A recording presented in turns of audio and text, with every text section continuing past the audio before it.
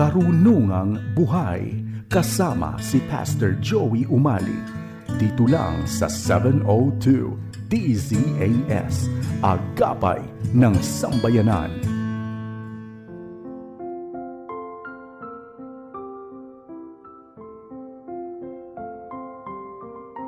Pastor Joey Umali, samahan mo kami rito sa Karunungang Buhay. Ito ang inyong lingkod, Bishop Joey Umali ng The Filipino Evangelical Methodist Church. Bumabati sa iyo ng isang mapagpalang araw. Purihin ang Diyos sa muli nating pagniniig dito sa ating lingguhang programang Karunungang Buhay. Bago tayo magpatuloy, nais ko munang batiin sa araw na ito ng happy birthday si Dr. Ace Perez. At ngayong araw na ito ay ika-12th wedding anniversary rin nila ni Brother Rod Perez. Belated happy birthday noong nakaraang June 19 kay Kuya Cesar Isguera. At gayon din, advance happy birthday sa aming apo na si Bea Gabriel Umali at kay Doc Elaine De Vega at sa kanyang kakambal na si Mildred. Happy listening kina Nanette Palencia, Pastor Yong Ginto, Ate Marife Trono, Gina Fajardo, Linela Chualong, Maria Guevara de la Cruz, Luz de la Cruz Canlas, at kay Kuya Romulo Rosena. Napakaraming kahirapan sa kasalukuyan na sumusubok sa ating pananampalataya. May mga nahihirapan sa kabuhayan. May mga humaharap sa mabibigat na karamdaman, tunggalian sa loob mismo ng pamilya, matinding kabiguan, pagpupwera at pag-uusig. Paano ba natin haharapin ang mga ito?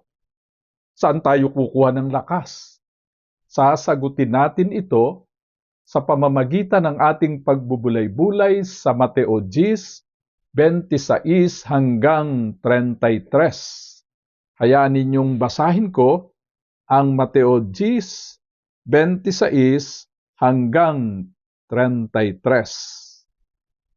Kaya huwag kayong matakot sa kanila. Walang natatago na di malalantad at walang nadilihim na di mabubunyag. Ang sinasabi ko sa inyo sa dilim ay ulitin ninyo sa liwanag, at ang ibinubulong sa inyo ay inyong ipagsigawan sa lansangan. Huwag ninyong katakutan ang pumapatay ng katawan, ngunit hindi naman nakakapatay ng kaluluwa. Sa halip, ang katakutan ninyo ay ang Diyos na may kakayahang pumuksa ng katawan at kaluluwa sa impyerno. Hindi ba't ipinagbibili sa halaga ng isang salaping tanso ang 2 maya? Gayunman, kahit isa sa kanila'y hindi nahuhulog sa lupa kung hindi kalooban ng inyong Ama. At kayo, maging ang buhok ninyo'y bilang niyang lahat. Kaya huwag kayong matakot. Higit kayong mahalaga kaysa maraming maya. Ang sino mang kumilala sa akin sa harapan ng mga tao ay kikilalanin ko rin naman sa harapan ng aking Amang nasa langit. Ngunit ang sino mang ikaila ako sa harap ng mga tao ay ikakaila ko rin sa harap ng aking Amang nasa langit. Sa maraming pagkakataon, ang takot ang nagiging pinakamalaki nating kaaway. Wika nga ng yumaong si Franklin Roosevelt, ang ika-32nd President ng US, ang tanging dapat nating katakutan ay ang takot mismo. Ibinubulong sa atin ng takot ang mga sumusunod. Paano kung lumala ang sitwasyon? Paano kung pabayaan tayo ng Diyos? Ano ang mangyayari sa atin? Ano na lang ang sasabihin ng mga tao? Napakaraming paano at ano. Sa harap ng matinding pagkatakot, Sinasabi ni Jesus ang isa sa pinakamakang nakapagpapaginhawang pangungusap sa Ebanghelyo, the most comforting statement in the gospel. Nang sabihin niyang, huwag kayong matakot. Sa ating aralin, ipinaliwanag ni Jesus sa kanyang mga alagad kung bakit kinakailangan nilang mabuhay ng buong tapang sa isang daigdig na punong-puno ng galit. Sinabi niya ito sa kanyang mga alagad habang isinusugo sila upang ipangaral sa mga tao ang tungkol sa paghahari ng Diyos. Hindi nangako si Jesus ng isang madali at ligtas na daan.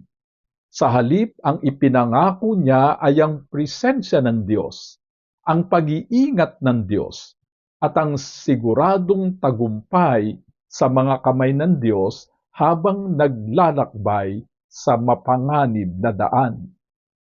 Sa araling ito'y matutuklasan natin ang apat na dahilan kung bakit maaari tayong manatiling tapat sa Diyos at manatiling matapang sa harap ng may hirap at mapanganib na sitwasyon ng buhay. Una, huwag matakot sapagkat ang katotohanan ang siyang mananaig sa bandang huli. Wika sa verses 26 and 27 ng ating aralin. Kaya huwag kayong matakot sa kanila. Walang natatago na di malalantad at walang nalilihim na di mabubunyag. Ang sinasabi ko sa inyo sa dilim ay ulitin ninyo sa liwanag, at ang ibinubulong sa inyo ay inyong ipagsigawan sa mga lansangan. Winarningan ni Jesus sa mga alagad na haharap sila sa mabibigat na tunggalian at pag-uusig.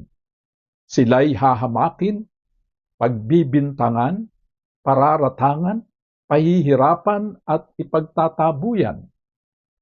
Nauna riyan, doon sa verse 25, ipinaalala ni Jesus sa mga alagad na kung siya'y ininsulto at tinanggihan, umasa sila na ito rin ang kanilang mararanasan.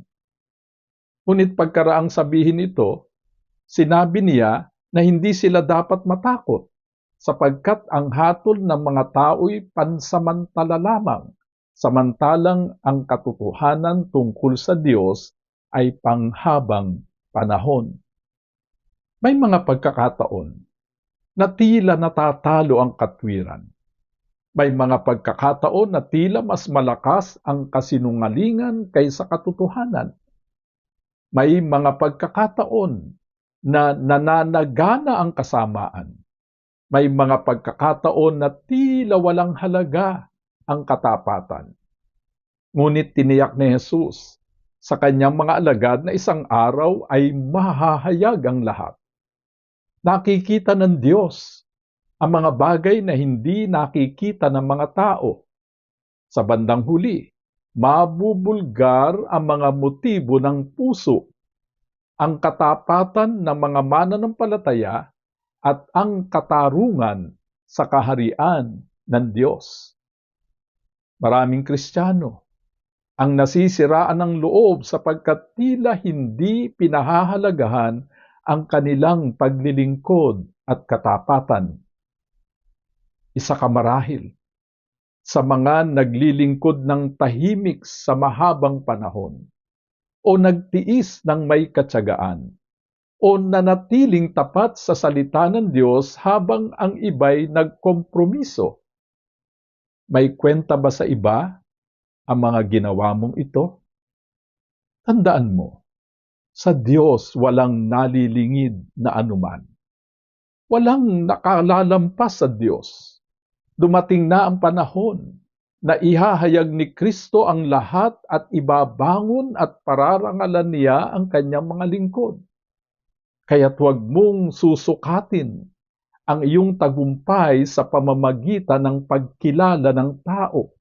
Sukatin mo ito sa katapatan mo sa Diyos na siyang magpaparangal sa iyo. Wika sa verse 27. Ang sinasabi ko sa inyo sa dilim ay ulitin ninyo sa liwanag, at ang ibinubulong sa inyo ay inyong ipagsigawan sa lansangan. Tinatawagan ni Jesus ang kanyang mga tagasunod na huwag lamang maniwala sa katotohanan, kundi buong tapang na ipahayag ang katotohanan. Ang takot ay maaaring magpatahimik sa mga mananampalataya.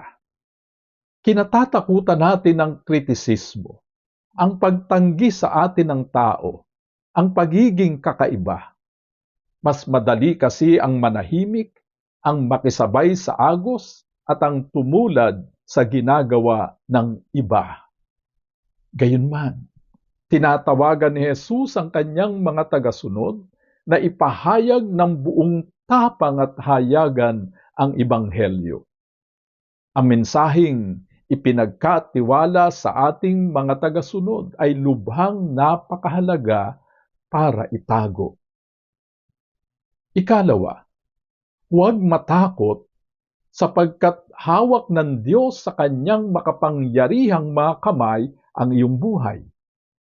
Wika sa verse 28. Huwag ninyong katakutan ang pumapatay ng katawan, ngunit hindi naman nakapapatay ng kaluluwa. Sa halip, ang katakutan ninyo ay ang Diyos na may kakayahang pumuksa ng katawan at kaluluwa sa impyerno. This is a very strong statement. Sa pananalitang ito'y tinuturuan ni Jesus ang kanyang mga alagad na itama ang mga prioridad nila sa buhay. Maaari tayong saktan ang ating kapwa physically. Maaari tayong ikulong, pahirapan o kaya'y patayin. Ngunit hindi nila maaaring galawin at pakialaman ang may kinalaman sa buhay na walang hanggan ng isang tao. Tanging ang Diyos lamang ang may kapangyarihan sa bagay na ito. Kaya ang Diyos lamang ang dapat nating katakutan. May dalawang uri ng takot ang binabanggit sa Biblia. Ang takot sa tao at takot sa Diyos. Kapag ang takot sa tao ang nakapangibabaw sa atin, humihina ang ating pananampalataya. Kapag ang takot sa Diyos ang nakapangibabaw naman sa atin, lumalakas at tumitibay ang ating pananampalataya. Haharapin na ng mga alagad ang matinding pag-uusig dito sa ating pinagbubulay-bulay. Marami sa kanila'y mamamatay sa marahas na pamamaraan dahil sa kanilang pananampalataya. Ngunit sa kabila nito, itinuro sa kanila ni Jesus na hindi ang kamatayan ang pinakamalalang maaaring mangyari sa kanila, kundi ang pagkakahiwalay nila sa Diyos. Yes, the greatest tragedy that could happen to us is separation from God. Marami sa atin ngayon ang nahaharap hindi sa panganib ng kamatayan. Nahaharap tayo sa ibang uri ng pagkatakot na sumusubok sa ating pananampalataya. Pagkatakot na mabigo, pagkatakot na mapulaan, pagkatakot na mawala ang social status, pagkatakot sa kawalang katiyakan ng buhay. Sa harap ng lahat ng ito, ipinapaalala sa atin ni Jesus na ang opinyon ng tao'y pansamantala lamang, samantalang ang hatol ng Diyos ay pang walang hanggan. Kapag inilagay natin ang Diyos sa sentro ng ating buhay, mawawala ng kapangyarihan ang lahat ng ating pagkatakot. Kapag natakot tayo sa Diyos, wala nang iba tayong maaaring katakutan. Maging ang kamatayan ay mawawalan ng kamandag. Ikatlo, huwag matakot sapagkat napakahalaga mo sa paningin ng Diyos. Ganito ang wika sa verses 29 hanggang 31. Hindi ba't ipinagbibili sa halaga ng isang salaping tanso ang 2 maya? Gayunman, kahit isa sa kanila'y hindi nahuhulog sa lupa kung hindi kalooban ng inyong Ama. At kayo, maging ang buhok ninyo'y bilang niyang lahat. Kaya huwag kayong matakot, higit kayong mahalaga kaysa maraming maya. Isa ito sa pinakamagandang paglalarawan sa Ebanghelyo. Napakamura lang ng maya. Wala siya talagang halaga sa mata ng tao. Pero sa mata ng Diyos ay napakahalaga ng mga maya kung kaya't pinangangalagaan niya ang mga ito. Kung mahalaga sa Diyos ang mga maya at lubos niyang pinangangalagaan, lalo na ang mga tao. Biruin mo. Ayon sa ating aralin, bilang ng Diyos maging ang ating mga buhok. Ganoon siya ka-concern sa atin. Ganoon niya kaalam ang mga bagay-bagay tungkol sa atin. Hindi sinabi ni Jesus na paminsan-minsan ay sinusubaybayan niya tayo. Ang sabi niya ay nalalaman niya ang lahat tungkol sa atin. Kilala niya tayo, buong-buo, kumpletong-kumpleto. Walang nakakalusot sa kanyang pangmasid. Bawat luha, bawat pakikipaglaban, bawat panalangin, bawat pagdurusa, alam lahat yan ng Diyos. Walang mananampalatayang nakakalimutan ng Diyos. Ganito ang paniniyak ni Jesus sa verse 31. Kaya huwag kayong matakot, higit kayong mahalaga kaysa maraming maya. Marami ang nakikipaglaban sa damdamin na sila'y pinabayaan. Dahil sa kahirapan ng buhay, maaaring may mga nagdududa kung may pakialam pa sa kanila ang Diyos. Alam niyo ang tugon ng Diyos? Oo, nakikita niya tayo. May pakialam siya sa atin. Nakikilala niya tayo. May malasakit siya sa atin. Kung may mabigat kang pinagdaraanan, alalahanin mo na nalalaman niya ng Diyos. Naririnig niya ang iyong mga daing. Hindi siya malayo sa iyo.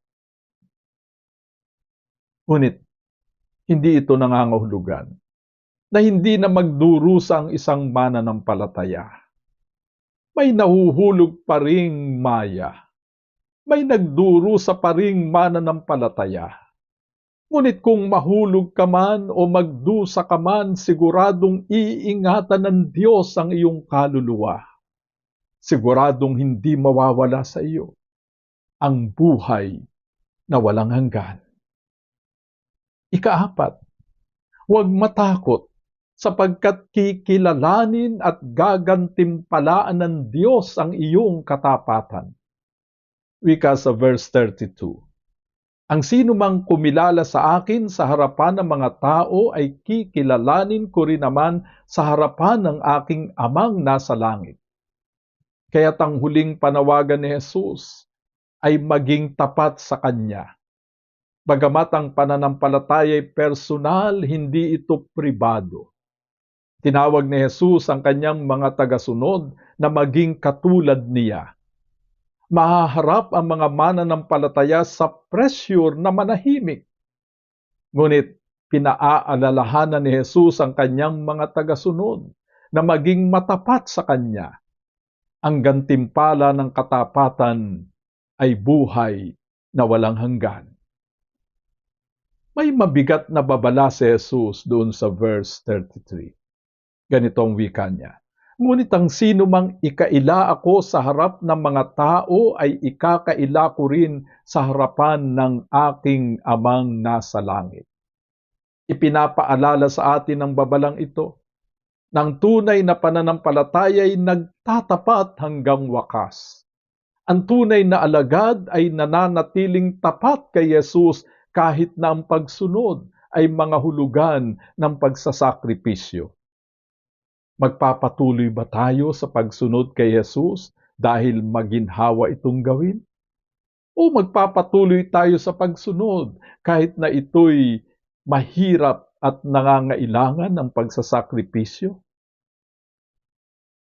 Kapag kumatok ang takot sa iyong puso, alalahanin mo ang sinabi ni Jesus, huwag kang matakot, higit kang mahalaga kaysa maraming mga maya.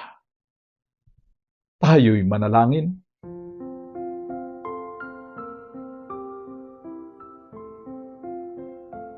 Marami pong salamat, banal naming Ama,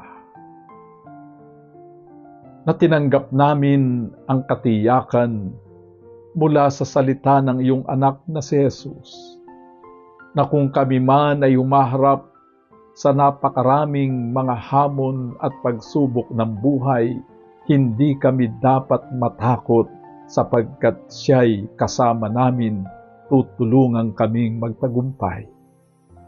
Panginoon, sino mang nakikinig ngayon na may mabibigat na pinagdaraanan sa buhay, naway sabihin mo sa kanya, hindi siya dapat matakot sapagkat hindi mo siya iiwan ni pababayaan man.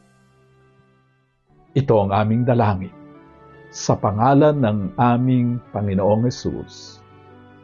Amen.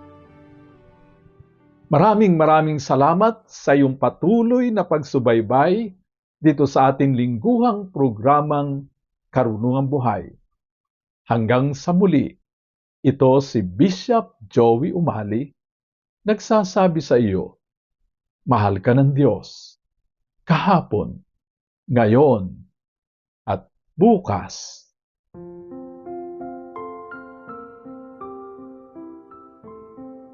Pastor Joey Umali, nagpapasalamat sa iyong pakikinig dito sa Karunungang Buhay. Hanggang sa susunod na linggo, tandaan, ang salita ng Diyos ay karunungang buhay at tanglaw sa ating landas, isa-isip at isa-buhay para sa matagumpay na pamumuhay. Inyong napakinggan si Pastor Joey Umali sa Karunungang Buhay.